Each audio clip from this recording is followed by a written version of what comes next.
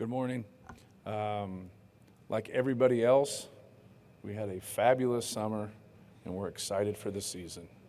So I know you guys couldn't write your articles without opening statement.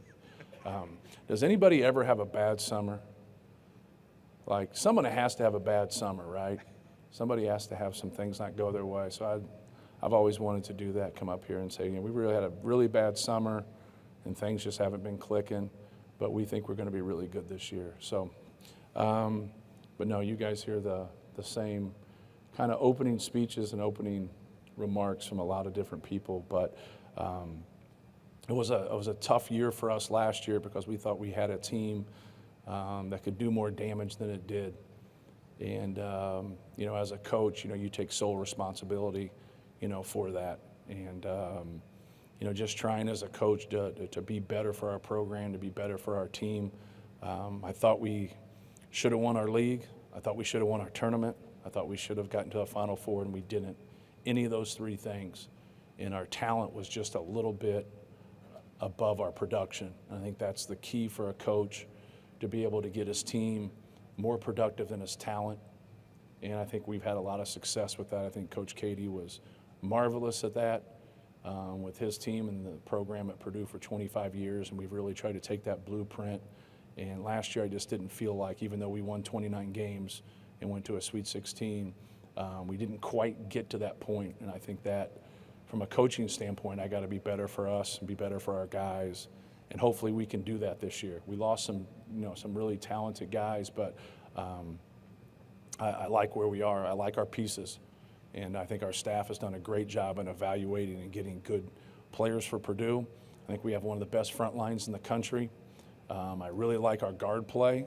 I don't like our experience at the guard positions, but it's also great opportunities for young players. So how well we'll be together is really going to be key on everybody being on the same page, everybody growing and being ready to play right away. But we have some good young guards. We have a fifth-year transfer in David Jenkins that I think is really going to help us. We have some returners in Ethan Morton, Brandon Newman, Mason Gillis, obviously Zach Edey, Caleb First. We have two red shirts, and Trey Kaufman-Wren and Brian Waddell that I think both have fabulous careers at Purdue. And we have a couple freshman guards that are going to play right away and have really played well here early in the season, in Fletcher Lawyer and Braden Smith. So I think I've covered about everybody. If I forgot a couple guys there. We have a 7'2" freshman named Will Berg from Sweden that I really, really like his upside. I know you guys are shocked we signed another 7-footer. So, but no, we open this up for any questions and we can go from there. On your right side in the back, Coach. Myron Metcalf, ESPN. Coach, I think there's a stand-up routine with you and Katie here that you all should get working on. But Zach Edey, playing through him, how does that change, how you operate going into the season? Yeah, well, Zach had great per 40 numbers last year. A lot of people have to scheme towards him because he's skilled and so big. But he averaged 31.5 and 16 rebounds per 40 numbers. Pretty impressive. So the fact that he only played 19 minutes, we simply couldn't play those two guys together, even though we tried in the summer to piece it together. So we had two different looks. I think we'll be able to do the same thing, but he obviously will play more minutes than he did last year. And, he kind of determines that. I always allow, organically things to evolve instead of trying to win the press conference.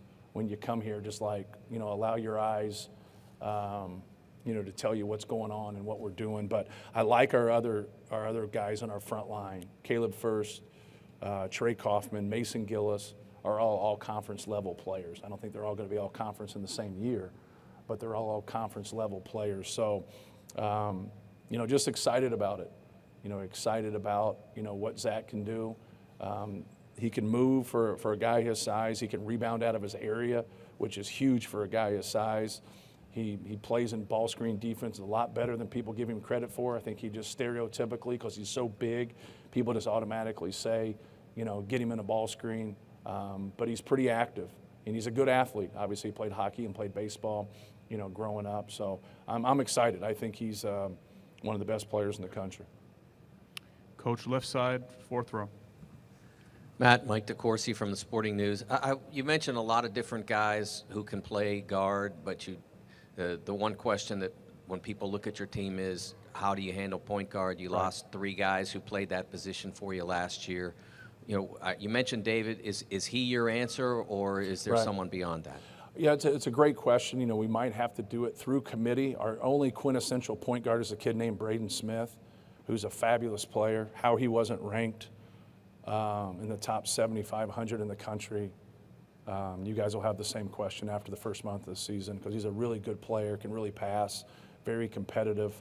But from David Jenkins to Braden to Ethan Morton to Fletcher Lawyer, you know, I think when Braden is not in the game, you know, it can be by committee, because Ethan Morton does a lot of good point guard things. David Jenkins can guard the basketball, can really score, but he's not been that true point guard there. And then Fletcher Lawyer is a guy that can handle the ball and help out when he's playing the 2.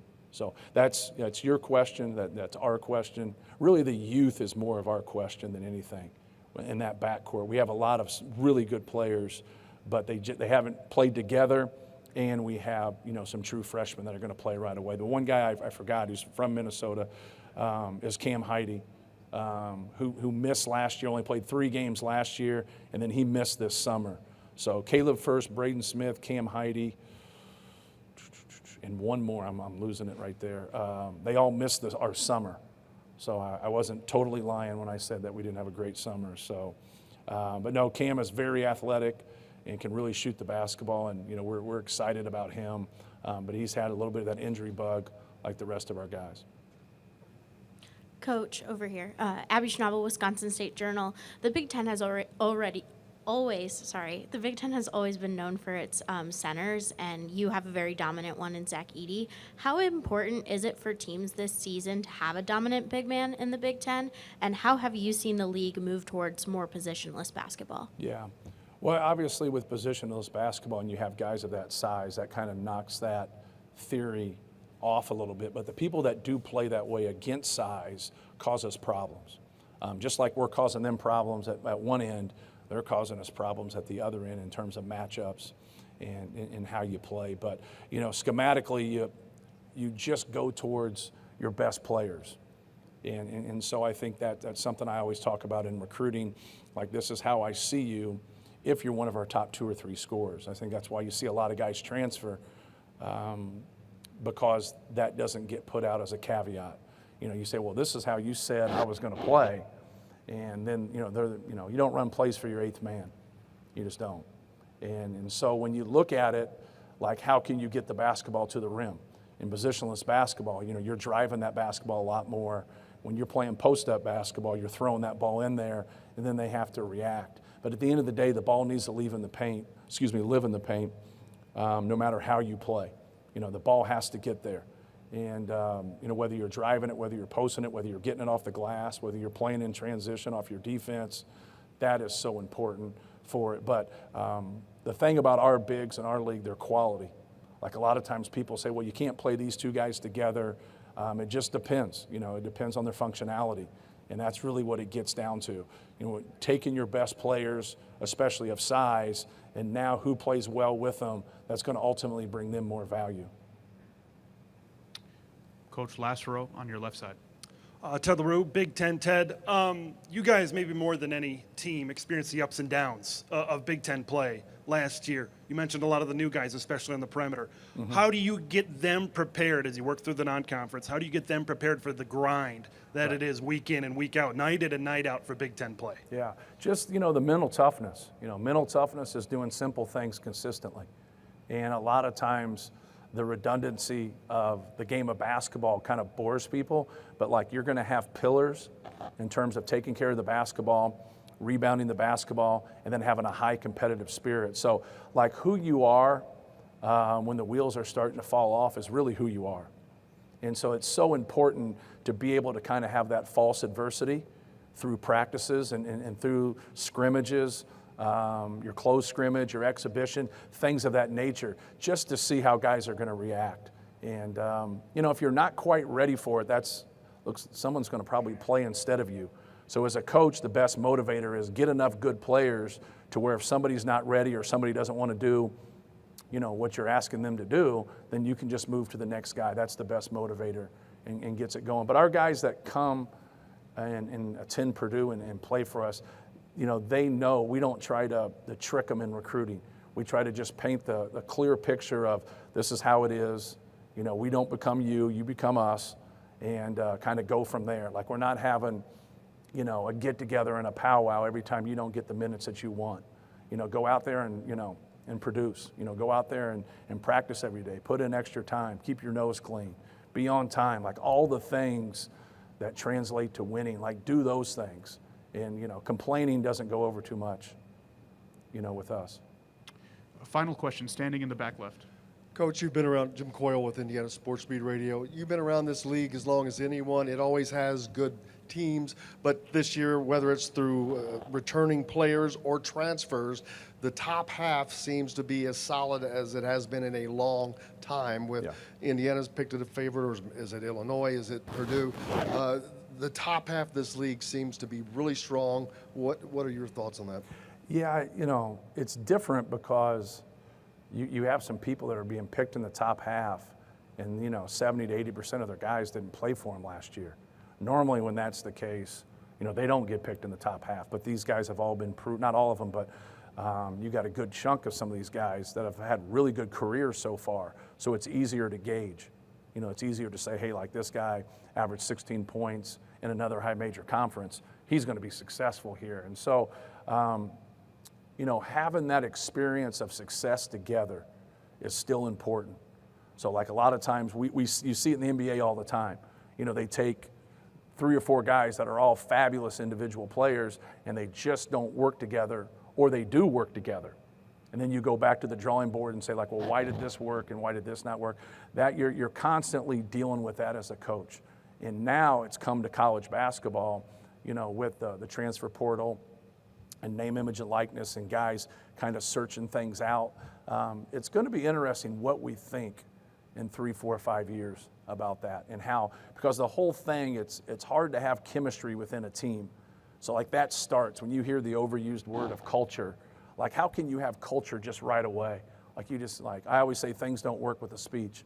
It takes time to grow. It takes time to develop. It takes time to come together. But we've all seen some quick fixes work. They don't always work, but we've all seen that work. So, for us, we know each game that we play in our league is going to be difficult.